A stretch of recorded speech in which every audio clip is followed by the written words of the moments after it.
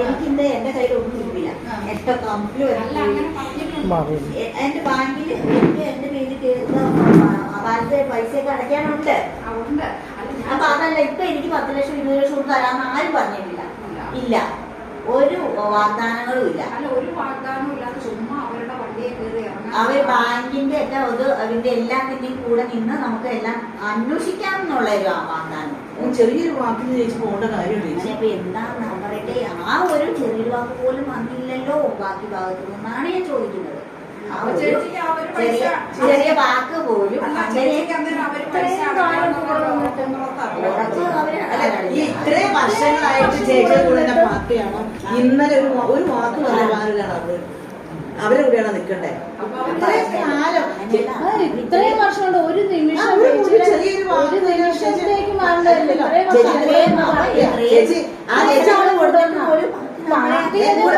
ആളെ ഒന്ന് നോക്ക് സപ്പോർട്ട് ചെയ്യണ്ടേന്നാ ഞാൻ ചോദിക്കുന്നത്. വാഗ്ദാനം കിട്ടിയിട്ടുണ്ട്. ചേച്ചിയുടെ ബാങ്കിന്റെ ഡീറ്റെയിൽസ് എല്ലാം അവര് കണ്ടെത്തി അത് സോൾവ് ചെയ്താണെന്ന് പറഞ്ഞിട്ടുണ്ട്. അപ്പൊ അത് കേട്ടാ മതി. എങ്ങനെ ആ ഒരു വാക്ക് കേട്ടാ മതി. അതായത് നമ്മൾക്കിപ്പോ വന്നേക്കുന്നത് അവരാരും അന്വേഷിച്ചില്ലാത്തതുകൊണ്ട് നമുക്ക് ബാങ്കിന്റെ കാര്യങ്ങളെല്ലാം അന്വേഷിക്കാം. അവര് സോൾവ് ചെയ്തോളാന്ന് പറയും. ചേച്ചി അതിനേക്കാളും ബലം നമുക്കല്ലേ. ഇത്രയും ഭരണം നമ്മുടെ എല്ലാം ഇരിക്കുമ്പോ അവരാണ് അന്വേഷിക്കേണ്ടത്. അവര് വെറുതെ ഞാനാ ചോദിക്കുന്നത്, നമ്മുടെ കയ്യിലാണ് അത് നമ്മള് ആ ഒരു ഇതുപോലും ഉണ്ടല്ലോ കല ചേച്ചി. തീർച്ചയായിട്ടും അവരെക്കാളും കൂടുതൽ നമുക്ക് അവരൊരിക്കാൻ പറ്റണം. ചേച്ചി ഒരു നിമിഷം ആരോട് 10 രൂപ ചോദിക്കുന്നില്ല, അങ്ങനെയൊന്നും ചോദിക്കില്ല. നമ്മളങ്ങനത്തെ ഇങ്ങനെ ഒരു വാഗ്ദാനം തന്നപ്പോ ചേച്ചി അവരുടെ വണ്ടിയെ ചോദിക്കാതെ ചേച്ചി കിട്ടിയില്ല. അതല്ല ഇതൊക്കെ കഴിഞ്ഞത് നമ്മള് സമൂഹം ഞാൻ എന്റെ വീട്ടില് അമ്മ ഓപ്പറേഷൻ ചെയ്തു. ഫോൺ സ്വിച്ച് ഓഫ് ചെയ്തേക്കുവാന്നൊക്കെ. ഞാൻ മനഃപൂർവ്വം സ്വിച്ച് ഓഫ് ചെയ്താ. ഇതൊക്കെ ആൾക്കാർക്ക് സംശയത്തിന്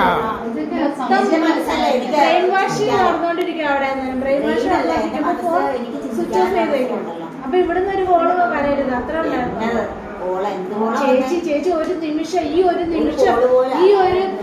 ചേച്ചി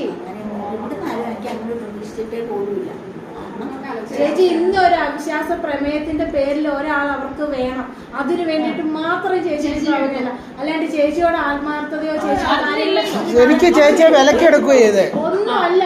വിലക്കെടുക്കുകയോ ചെയ്തേ അവരുടെ കൂടെ എത്രയോ വർഷമായിരുന്നു. TNJP കൂടെ കോൺഗ്രസിന്റെ കൂടെ JCB എത്ര വർഷമായിട്ട് നിൽക്കും. അവിടെ യാതൊരു രീതിയിലാണ്ട് അവരെന്ന് വെച്ച് കഴിഞ്ഞാൽ പോസ്റ്റർ ഒട്ടിക്കണം. സർവ്വമാരാണ് ചെയ്യുന്ന എല്ലാ ഡ്യൂട്ടി അവർ ആ പഞ്ചായത്ത് ചെയ്യും. അവർ നമ്മുടെ കൂടെയാണ്. അവർ പറഞ്ഞ ഇതുപോലത്തെ UDF പോലെ ഒരിക്കലും വിശ്വസിക്കാനോ ഒരു രീതിയിൽ അവരുടെ ആ കാര്യങ്ങൾക്ക് വേണ്ടി മാത്രം നമ്മളെ പ്രത്യേകിച്ച് സ്ത്രീകൾ അവരുടെ കൂടെ ഏതെങ്കിലും ഒരു പാവപ്പെട്ട ഒരു സ്ത്രീയോ ഏതെങ്കിലും ഒരെണ്ണത്തിന് പാവപ്പെട്ട ഒരാളെ കാണിച്ചു തരാമോ? അവര് VIPs ആണ്. ആ ഒരു ലെവലിൽ നമ്മുടെ 14 ഡിവിഷനിലെ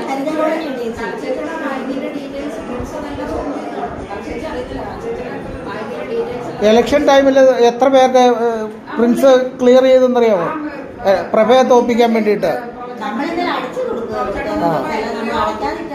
അതുപോലെ ചെയ്തിട്ടുണ്ട്. ചേച്ചിയുടെ കാര്യം ഇപ്പൊ